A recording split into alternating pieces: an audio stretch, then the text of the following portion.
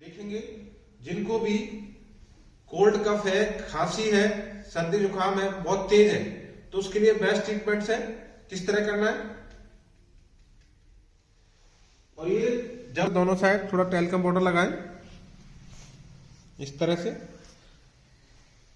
और यहां कान के पीछे से यहां से 1 2 3 4 5 6 7 8 9 10, 1 2 3 4 5 6 7 8 9 10।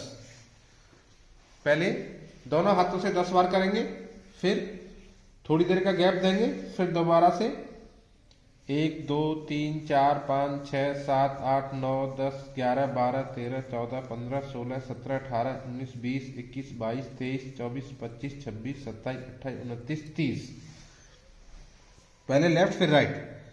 1 2 3 4 5 6 7 8 9 10 11 12 13 14 15 16 17 18 19 20 21 22 23 24 25 26 27 28 29 30।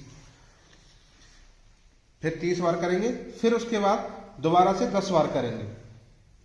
इस क्रम में करना हमें 1 2 3 4 5 6 7 8 9 10, 1 2 3 4 5 6 7 8 9 10।